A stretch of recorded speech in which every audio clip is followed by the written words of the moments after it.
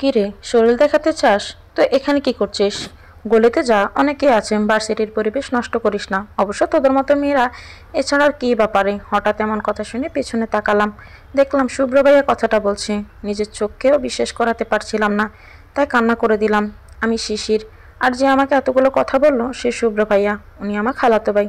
ছোটবেলায় মা বাবা দুর্ঘটনায় মারা যায়, তারপর থেকে আমি খালামণিদের বাসাতে থাকি। খালামণি আর খালু আমাকে নিজের মেয়ের মতোই ভালোবাসে, কারণ তাদের কোনো মেয়ে নেই। আমি এবার অনার্স প্রথম বর্ষে, আর শুভ্র ভাইয়া ফাইনাল ইয়ারে। কিন্তু কোনো এক কারণে শুভ্র ভাইয়া আমাকে পছন্দ করে না। কেন করে না সেটা আমি আজও জানি না। একদম নেকা কান্না করবি না। নিজের ওড়না যখন শরীরে রাখতে পারিস না তখন পরিস কেন? শুভ্র ভাইয়ার কথা শুনে নিজের দিকে তাকালাম, আর দেখলাম ওড়নাটা সরে গেছে। আসলে ভাইয়া আমি খেয়াল করিনি। চুপ, একদম চুপ। আর একটা কথাও বললে গাল লাল করে দিব, বেয়াদব মেয়ে। শুভ্র, থাক, ছেড়ে দে, বুঝতে পারিনি। আর বকাবকি করিস না। কথাটা রাকিব ভাইয়া বলল, শুভ্র ভাইয়ার বন্ধু। শিশির, তুমি ক্লাসে যাও। আর এই মুহূর্তে এখানে দাঁড়ালাম না, ক্লাসে চলে আসলাম। একটা ক্লাস করে বাড়িতে চলে আসলাম, ভালো লাগছিল না ক্লাস করতে। কিরে মা, আজ এত তাড়াতাড়ি চলে আসলি? শরীর ঠিক আছে তো? খালামণি, আমি ঠিক আছি, কিছু হয়নি। এমনি ক্লাস করতে ভালো লাগছিল না, তাই চলে আসলাম। ও আচ্ছা, যা তুই ফ্রেশ হয়ে নে, আমি খাবার দিচ্ছি, খেয়ে একটু ঘুমা, ঠিক হয়ে যাবে। ঠিক আছে খালামণি বলে রুমে চলে আসলাম। খাওয়া দাওয়া করে শুয়ে থেকে ফোন ঘাঁটছিলাম, এমন সময় একটা অচেনা আইডি থেকে SMS আসলো। হাই, কেমন আছো? ভালো, আপনি? ভালো। তো আজ ক্লাস না করে চলে গেলে যে? জানো, তোমাকে কত মিস করছিলাম। রিপ্লাই দিতে যাব, তখন দেখি আমাকে আইডি থেকে লাথি দিয়ে বের করে দিল। অনেক চেষ্টা করে আর ঢুকতে পারলাম না, বুঝতে পারলাম না কি হলো এটা, তাই ঘুমিয়ে গেলাম। শুভ্র ভাইয়ার চিৎকারে ঘুম থেকে উঠলাম, উঠে দেখি বিকাল 4টা বাজে। এর মাঝে শুভ্র ভাইয়া আবার ডাকলো। শিশিরের দৌড়ে ভাইয়ার কাছে গেলাম, গিয়ে দেখি খালামণি সেখানে আছে। আমি এক কোণে চুপ করে দাঁড়িয়ে আছি। খালামণি ভাইয়াকে জিজ্ঞেস করলো, কি হয়েছে? ভাইয়া খুব শান্ত গলায় বলল, শিশির, তোর ফোন কোথায়? ঘরে ভাইয়া। কিন্তু কেন? তোকে এত প্রশ্ন করতে বলেছি আমি? বেশি কথা না বলে যা, ফোনটা নিয়ে আয়। ভাইয়া, এই যে ফোন। ভাইয়া কোনো কথা না বলে আমার ফোনটা নিয়ে আছাড় মারলো। শুভ্র, কি শুরু করছো? কি কি শুরু করেছো তুমি? নিজের যখন যা মনে হবে তাই করবে তুমি? শিশিরের ফোনটা কেন ভাঙলে? বলো কেন ভাঙলে? খালামণি খুব রেগে কথাগুলো বলল। আমি আগের মতো চুপচাপ দাঁড়িয়ে আছি। আসলে এখানে কি হচ্ছে আমি কিছুই বুঝতে পারছি না, সব মাথার উপর দিয়ে যাচ্ছে। নীরবতা ভেঙে শুভ্র ভাইয়া বলল, আজ থেকে ও কোনো ফোন ব্যবহার করবে না। আমার যখন মনে হবে ও ফোন ব্যবহারের যোগ্য, তখন আমি নিজেই ওকে ফোন কিনে দিব। কিন্তু ভাইয়া, আমার তো ল্যাপটপ নাই। আমি আমার ফোনে সব প্রজেক্টরের কাজ করতাম, যখন যেটা দরকার হয়। আমার ফোন বা ল্যাপটপ থেকে করে নিবি বলেই চলে গেল। আমি আর খালামণি তো অবাক, কি যে কি না তার ঘরে আমাকে যেতে দেয় না। আজ তার কি হলো? তার জিনিস আমাকে ব্যবহার করতে দেবে বলে গেল। রাতের খাবার খেয়ে পড়তে বসলাম। পড়া শেষে এখন ভালো লাগছিল না, তাই ছাদে গেলাম। দোলনায় বসে থাকতে থাকতে কখন ঘুমিয়ে পড়েছি জানি না। সকালে ঘুম থেকে উঠে দেখি আমি আমার রুমে। অনেক ভেবেও বের করতে পারলাম না আমি রুমে কীভাবে এলাম। ওদিকে খালামণি বকাবকি করছে, কলেজে দেরি হয়ে যাবে বলল। তাই তাড়াতাড়ি রেডি হয়ে খাবার টেবিলে গেলাম। টেবিলে বসে খাচ্ছি, আমার সামনেই বসে আছে শুভ্র ভাইয়া। এই মানুষটাকে যত দেখি তত অবাক হই। এর মনে হয় কখন কি চলে কেউ জানে না। আমার তো মনে হয় উনি নিজেও জানে না। কি সুন্দর দেখতে মানুষটা, যাকে বলে একদম কিউটের ডিব্বা। ফর্সা চেহারা, হাইট হবে হয়তো 6 ফুট, খোঁচা খোঁচা দাড়ি, জিম করা বডি, আর ঠোঁটের নিচে একটা ছোট্ট তিল। মনে হচ্ছে এই তিলটাই তাকে আরও বেশি সুন্দর করে তুলেছে। এত সুন্দর কেন এই মানুষটা? এই এমনভাবে তাকিয়ে আছিস কেন? আমাকে যে খাবার দিয়েছে তোকেও একই খাবার দিয়েছে, তো তাকিয়ে আছিস কেন? আমার পেট খারাপ করতে চাস নাকি? ওনার কথাই বেশ লজ্জা পেলাম, তাই কথা না বাড়িয়ে খাওয়াতে মনোযোগ দিলাম। শুভ্র, তুই আর শিশির তো একই কলেজে যাস, দুজনে একসাথে যেতে পারিস না? ওকে সাথে নিয়ে যাবি? মা, লাইক সিরিয়াসলি? আমি আর পারিনি, ওকে নিয়ে যাব? তুমি ভাবলে কি করে? বলে চলে যাচ্ছিল, আবার ভিড়ে এসে আমার হাতে ওনার বাটনটা ধরিয়ে দিল। আজ থেকে ফোনটা সাথে রাখবি, ওকে? আমি শুধু মাথা নাড়ালাম। এভাবে কেটে গেল 4 মাস। আজ শুভ্র ভাইয়াদের বিদায় অনুষ্ঠান। কলেজে সকলে শাড়ি পরবে, আমরাও আজ শাড়ি পরেছি। খালামণি, দেখো তো আমাকে কেমন লাগছে। ওরে বাপ রে বাপ, আমার মামনিটা এত সুন্দর লাগছে কেন? পেছনে করে দেখি খালু কথাটা বলল। আমি গিয়ে খালুকে জড়িয়ে ধরলাম। খালু সত্যি সুন্দর লাগছে আমাকে? আমার মামনিটা তো এমনিতেই অনেক সুন্দর, আর শাড়ি পরেছো আরও সুন্দর লাগছে। হুম, আমাদের মেয়েটাকে অনেক সুন্দর লাগছে। থ্যাঙ্কস খালামণি। মা, আমি আসছি বলেই তাড়াহুড়ো করে শুভ্র ভাইয়া বেরিয়ে গেল, কাউকে কিছু বলার সুযোগই দিল না। মামনি চলো, আজ তোমাকে আমি নিজে কলেজে দিয়ে আসবো। সত্যি খালু? হুম, সত্যি। পাগলি, চলো। তারপরে খালু আমাকে কলেজে দিয়ে গেল। ভিতরে গিয়ে দেখি অনেক সুন্দর করে সাজিয়েছে। দেখতে দেখতে আমার বেস্ট নিশি আমার কাছে এলো। কী রে শিশির, আজ কাকে গায়েল করতে এত সাজগুজ করেছিস? ব্যাপারটা কি? আরে চুপ যা হারামি। তবে তোকে অনেক সুন্দর লাগছে নিশি। হুম, থ্যাঙ্কস, তোকেও খুব সুন্দর লাগছে। চল স্টেজের দিকে গিয়ে বসি। পেছনের দিকে বসতে চাচ্ছিলাম, এমন সময় একটা রাকিব ভাইয়া এসে বলল, আপু তোমাদের জন্য সামনে সিট রাখা আছে, তোমরা দুজনে ওখানে বসো। আমরা আর কথা বাড়ালাম না, সামনে গিয়ে বসলাম। সামনে তাকাতে শুভ্র ভাইয়াকে চোখে পড়লো। কালো পাঞ্জাবি পরেছে, কালো জিন্স, কালো সানগ্লাস, যাকে বলে একদম পারফেক্ট বয়। সারাদিন অনেক মজা করলাম। মাঠের মাঝে আমি, নিশি আর আমার বান্ধবী মিলে গল্প করছিলাম। এমন সময় রাফি ভাইয়া এসে আমার সামনে একটা ফুল দিয়ে হাঁটু গেড়ে বসে বলল, শিশির, কিভাবে বলবো তো বলো তো, অনেক কথা বলার আছে তোমাকে। আচ্ছা শোনো না, সকলের মতো বলতে পারবো না। I love you. আমি তোমাকে সত্যিই ভালোবেসে ফেলেছি, তাই বলবো, will you marry me? Please accept me. আমি এমন পরিস্থিতিতে কি বলবো বুঝতে পারছিলাম না। চুপচাপ দাঁড়িয়ে আছি। কোথা থেকে শুভ্র ভাইয়া এসে আমার পাশে দাঁড়ালো, আর উনি যা বললো তাতে আমার মাথায় আকাশ ভেঙে পড়লো। শুভ্র ভাই আমার পাশে এসে দাঁড়িয়ে খুব শান্ত গলায় বলল, আরে রাফি, সব জেনে শুনে আসবি তো? না জেনে ভুল জায়গাতে এসে পড়লি? মানে তুই কি বলতে চাস? মানে তুই যাকে প্রেম নিবেদন করলি সে অলরেডি অন্য কারো। রাফি এবার শুভ্রের দিকে তাকায় তো একবার শিশিরের দিকে তাকায়। কি বলতে চাস ডাইরেক্ট বল। মানে শিশিরের বিয়ে ঠিক হয়ে আছে, ওর পড়া শেষ হলে ওর বিয়ে। শিশির এতক্ষণ চুপচাপ এদের কথা শুনছিল, আর এখন তো রীতিমতো শক খেলো। শুভ্রের কথাই ওর বিয়ে ঠিক হয়ে গেছে, আরও নিজেই জানে না। রাফির মতো শিশিরের চোখও বড় বড় হয়ে গেল। কিন্তু ভাইয়া আমার বিয়ে? আর বলতে পারলাম না। শিশির, আমি এ নিয়ে পরে কথা বলবো তোর সাথে। তুই আর এক মুহূর্তে এখানে থাকবি না, সোজা বাড়ি চলে যাবি, যা। আমিও আর কথা বাড়ালাম না, মনের মধ্যে হাজারটা প্রশ্ন নিয়ে বাড়িতে চলে আসলাম। এভাবেই দিন যাচ্ছিল। শুভ্র ভাইয়া এখন বেশিরভাগ সময় বাড়িতেই থাকে, সব সময় বইয়ের মধ্যে মুখ গুজে থাকে। একদিন সকালে নাস্তা করছিলাম, শুভ্র ভাইয়ার খালুও আমার পাশেই বসে খাচ্ছিল। হঠাৎ খালু বলল, দেখ মা, আমরা ছোটবেলা থেকে তোকে নিজেদের মেয়ের মতো মানুষ করেছি। কোনো বাবা মায় চায় না তার কলেজের টুকরোকে অন্য কারো হাতে তুলে দিতে, কিন্তু মা নিয়তি বড় নিষ্ঠুর। নিজের কলেজের টুকরো মেয়েকে অন্য কারো হাতে তুলে দিতে হয়, আমাদেরও তাই করতে হবে। শুভ্রের বন্ধু রাফির বাবা কাল আমার অফিসে এসেছিল। রাফি নাকি তোকে খুব ভালোবাসে, পরীক্ষাও শেষ, ওর বাবার বিজনেসটাতে জয়েন করবে। আমরা তোকে জোর করবো না, তুই যেটা বলবি সেটাই হবে। কথা শুনে কেন জানি আমার চোখ দুটো শুভ্র ভাইয়ের দিকে গেল। উনি খুব ভালোভাবে মনোযোগ সহকারে খাচ্ছে। মনে হচ্ছে উনি খাওয়া ছাড়া আর কিছুই বুঝে না। খুব কষ্ট হচ্ছে, কিন্তু কেন কষ্ট হচ্ছে আমার? কিরে মা, কিছু বল। খালু, ছোটবেলা থেকে তোমরাই আমার বাবা মা, তোমরা যেটা ভালো বোঝো সেটাই করো বলেই চলে আসলাম। কেন জানি না ওখানে থাকতে ইচ্ছে করছে না, খুব কান্না পাচ্ছে। নিজের ঘরে এসে কান্না করে দিলাম। নিজেই নিজেকে প্রশ্ন করলাম আমার কষ্টের কারণটা কি। আর আমি কেনই বা আশা করছিলাম শুভ্র ভাইয়া খালুকে মানা করে দিবে যে না, শিশিরের এখন বিয়ের দরকার নেই। তার মানে কি আমি মনে মনে শুভ্র ভাইয়াকে ভালোবেসে ফেলেছি? কিন্তু শুভ্র ভাইয়া তো আমাকে দেখতেই পারে না, তাহলে কি আর আমি তার অবহেলার ভালোবাসাতেই পড়ে গেলাম? শিশির, কিরে মা, দরজা বন্ধ করে কি করছিস? কলেজ যাবি না?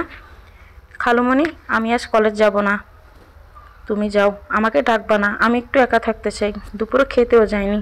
শুভ্র, তুই কি শিশিরকে কিছু বলেছিস? মেয়েটা সে সকাল থেকে একা একা বসে আছি, কলেজেও গেল না, খাওয়া দাওয়াও করছে না। মা, ওর কিছু হলেই তোমরা আমাকে বলো কেন? আর সারাদিন তো ওর সাথে আমার দেখাই হয়নি। শিশির মা, দরজাটা খোল, কি হয়েছে আমাকে বল। কেউ কিছু বলেছে? আচ্ছা, বিয়ের কথা শুনে রাগ করেছিস? মা, দরজাটা খোল। দরজা খুলে খালামণিকে ভিতরে আসতে দিলাম। আমি বসে আছি, খালামণি আমার পাশেই বসে আছি। কিরে মা, কি হয়েছে? মাথায় হাত দিয়ে বলল। নিজেকে আর সামলাতে পারলাম না, খালামণিকে জড়িয়ে ধরে কান্না করে দিলাম। এই পাগলি, কি হয়েছে? এভাবে কান্না করছিস কেন? আচ্ছা আমাকে বল, শুভ্র কিছু বলেছে? কান্না করতে করতেই বললাম, খালামণি, আমার মনে হয় আমি তোমার ছেলেকে ভালোবেসে ফেলেছি। দরজার কাছ থেকে খালু বলে উঠল, তা আমার মামনিটা যে শুভ্রকে ভালোবাসে এটা কি শুভ্র জানে? আমি মাথা নাড়লাম, যার মানে না। তাহলে তাকে তো জানাতে হবে। কিন্তু খালু, তোমার ছেলে তো আমাকে দু চোখে দেখতে পারে না। হঠাৎ খালামণি বলে উঠল, আমার কাছে একটা আইডিয়া আছে। আমি আর খালামণির দিকে তাকালাম। আজ শুক্রবার, রাফি ভাইয়ের পরিবার থেকে সকলে আমাকে দেখতে আসছে। খালামণি অনেক রান্না করেছে আজ। আমাকে আমার বান্ধবী নিশি একটা নীল শাড়ি পরিয়ে দিয়েছে। একটু পরে তারা বাড়িতে এলো। এখন আমি তাদের সামনে বসে আছি। এখানে সকলেই আছে, খালু, খালামণি, শুভ্র ভাইয়া, সকলেই আছে।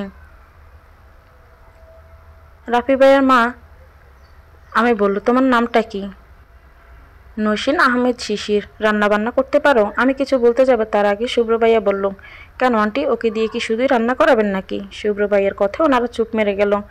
তারপরে আবার প্রশ্ন করলেন, আচ্ছা মা বলো তো, স্বামী আগে না পরিবার আগে? এবারও আমি কিছু বলার আগে শুভ্র ভাইয়া বলল, কেন আন্টি, বিয়ের পরের দিনে কি ওদের আলাদা করার চিন্তা করছেন নাকি? ওনার কথায় খালু বলল, শুভ্র, কি হচ্ছে এসব? বড়দের সামনে সম্মান করতে ভুলে গেছো নাকি? খালুর কথায় কোনো উত্তর না দিয়ে উনি আমাকে বলল, কি রে, তুই এখানে এখনো সংসারে বসে আছিস কেন? জানি যে রুমে যা। আমি এখনো চুপচাপ বসে আছি। দেখে উনি দাঁতে দাঁত চেপে বলল, কিরে, যাবি নাকি তুই?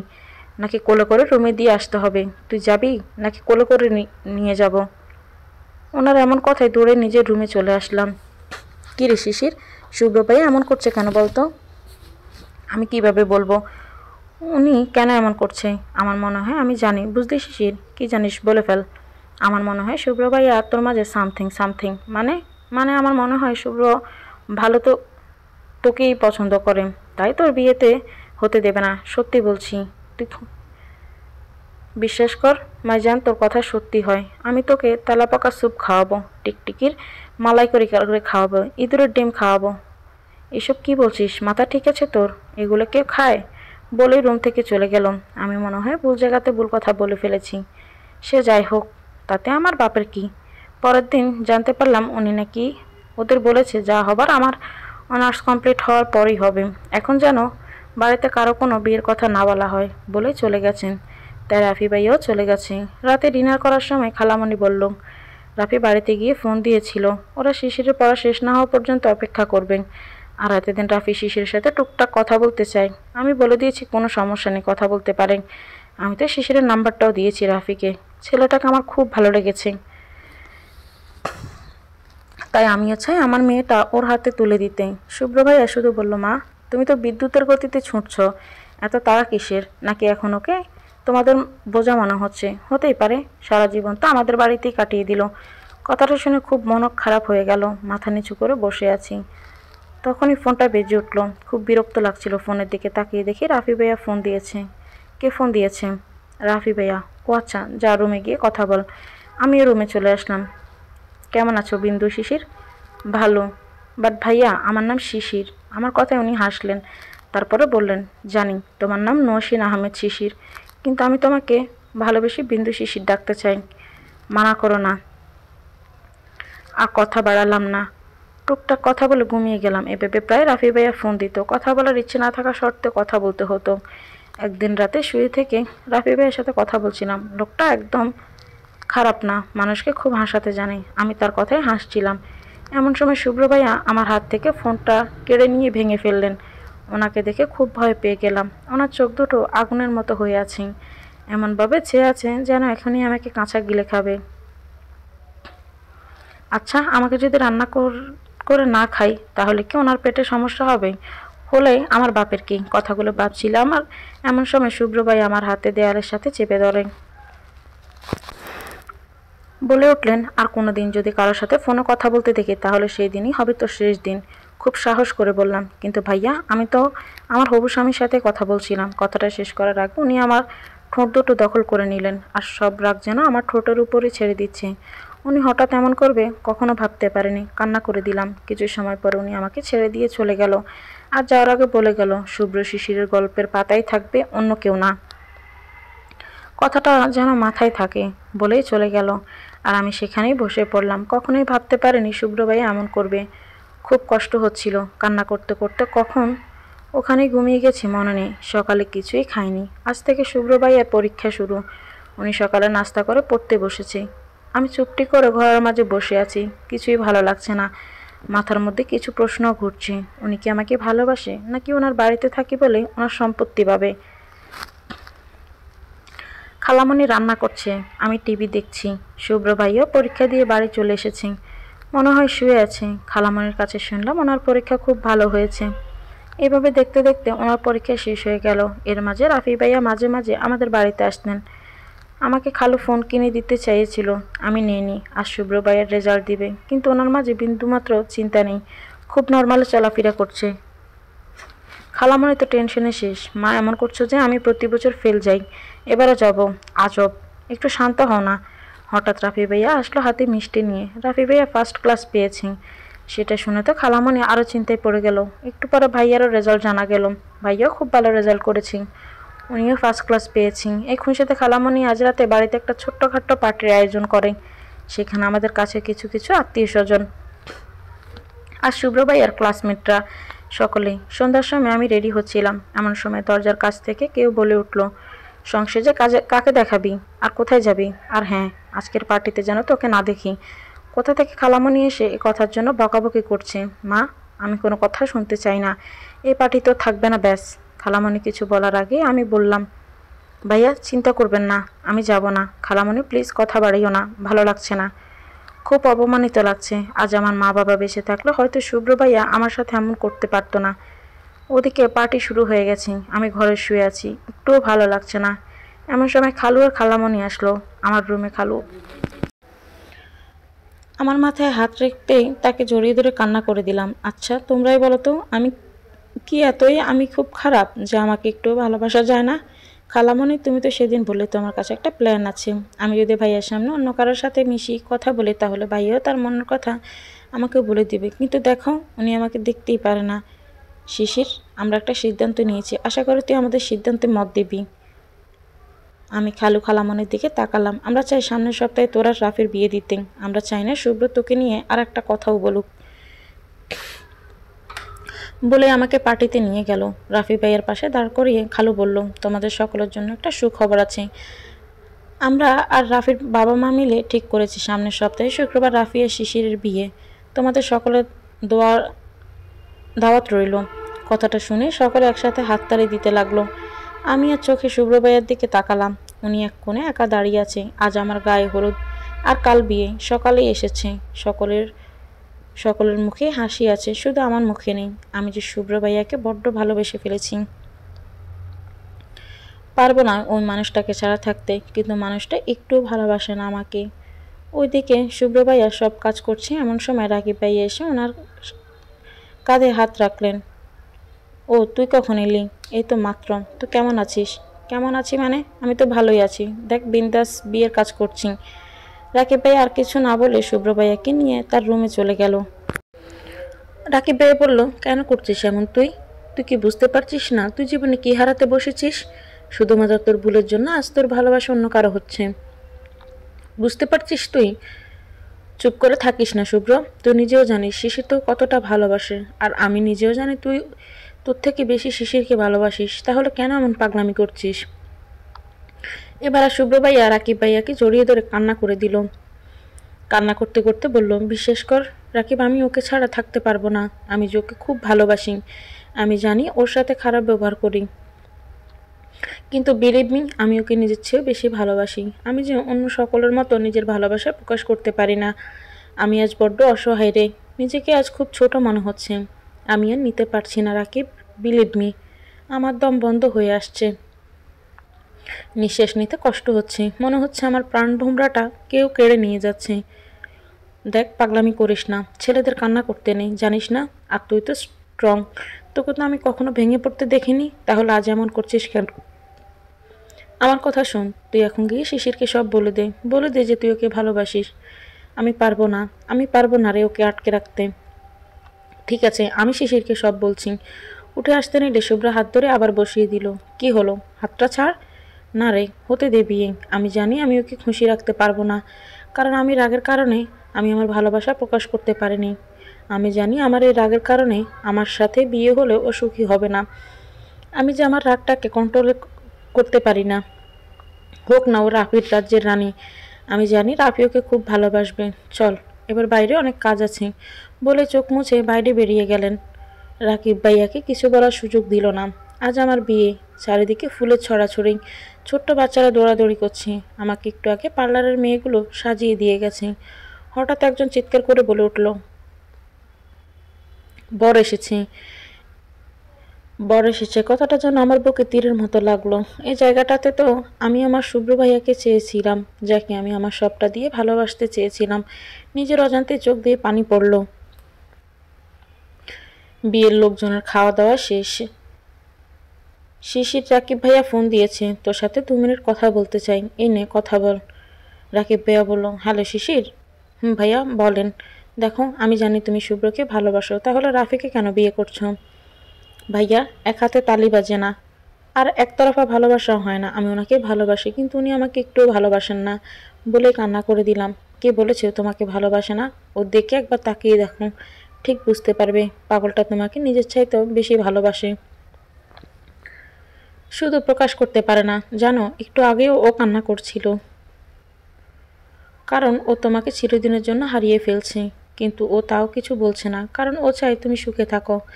দেখো, বড় ভাই হিসেবে একটা সাজেশন দিই, শুনবে কি শুনবে না এটা তোমার ব্যাপার। নিজেদের ভালোবাসাটাকে হারিয়ে যেতে দিও না। বলেই ফোনটা কেটে দিল। আমি শুধু কান্না করছি, কি করব কিছুই মাথায় আসছে না। এখন যে আমার হাতে কিছুই নেই। আর একটু পরে আমি অন্য কারণ কাজে এসেছি বিয়ে পড়াতে।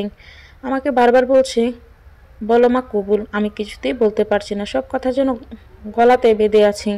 আজ নিজেকে সবচেয়ে বেশি অসহায় মনে হচ্ছে। আবারও কাজী বলে উঠল, বলো মা কবুল।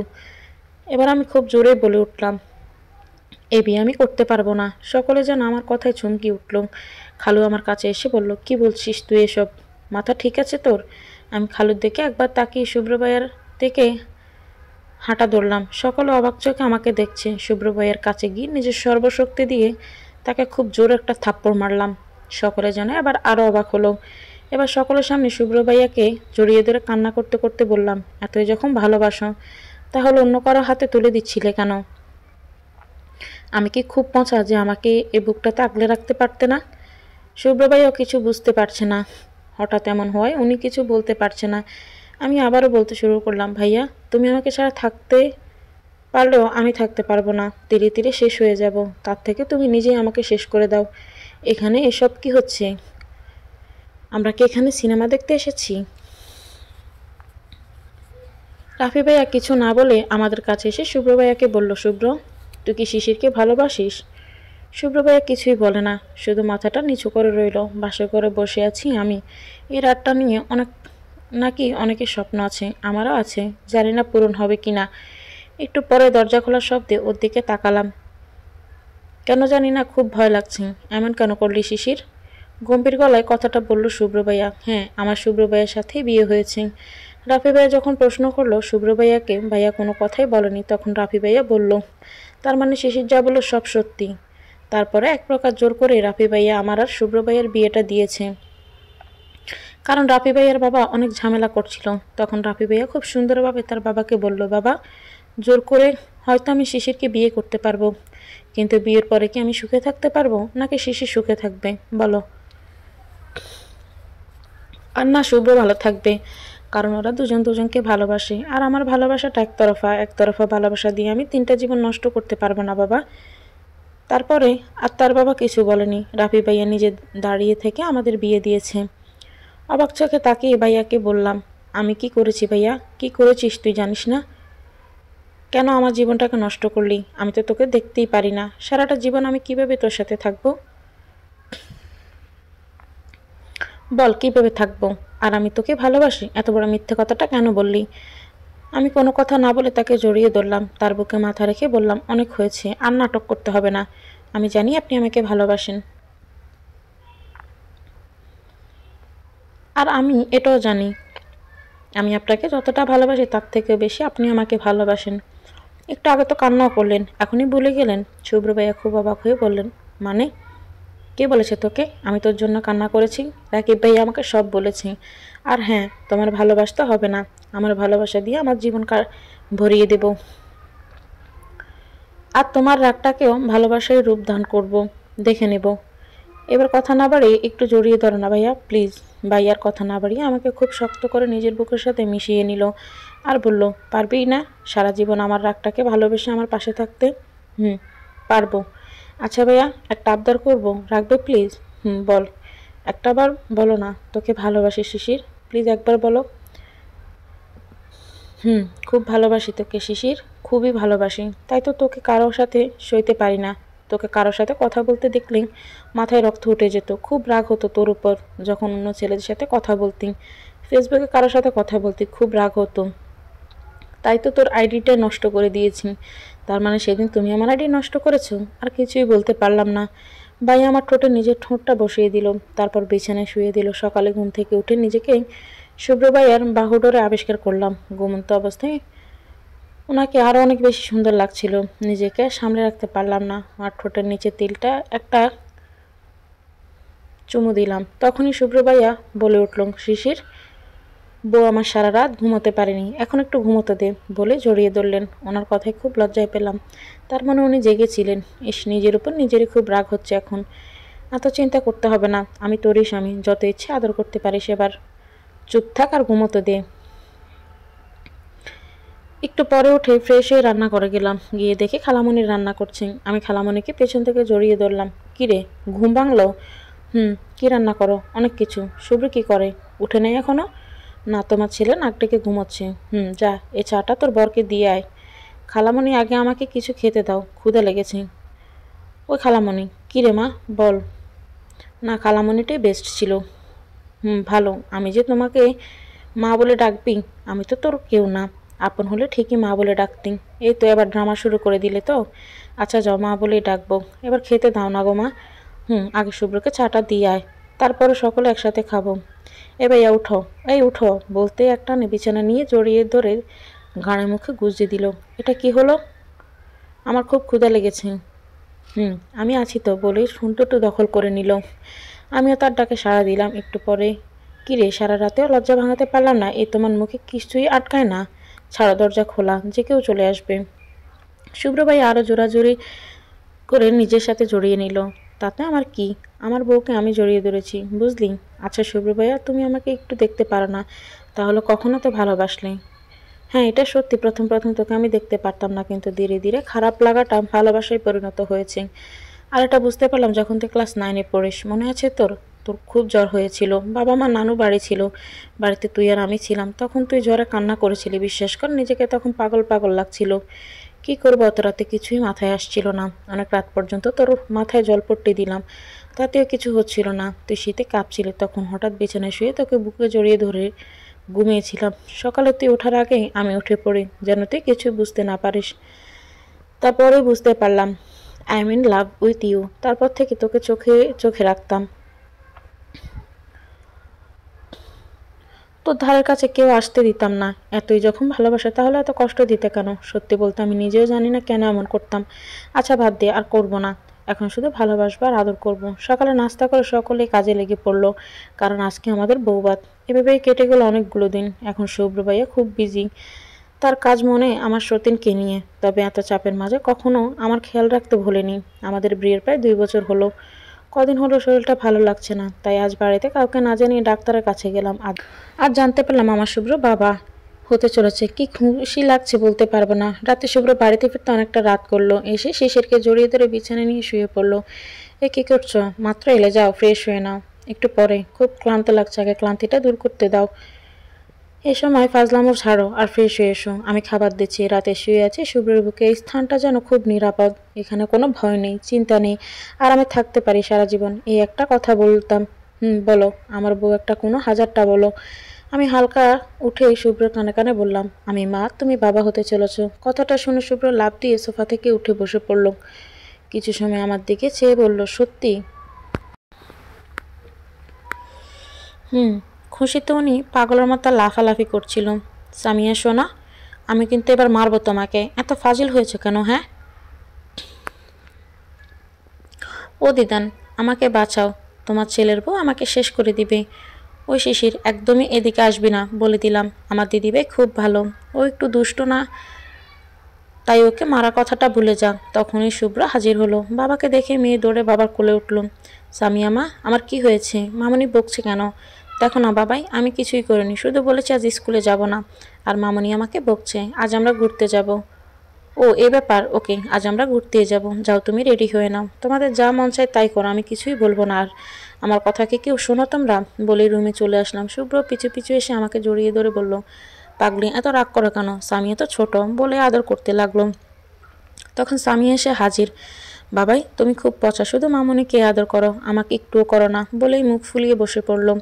ওরে বাবা তাই নাকি, বলেই সামিয়ার কপালে একটা চুমু দিয়ে দিলাম, সাথে সাথে আমার রিটার্ন দিয়ে দিল। হ্যাঁ, সামিয়া আমার আর শুভ্রর মেয়ে, খুব দুষ্ট। এভাবে আমাদের সুখের দিন কাটতে লাগলো, আমরা খুব ভালো আছি।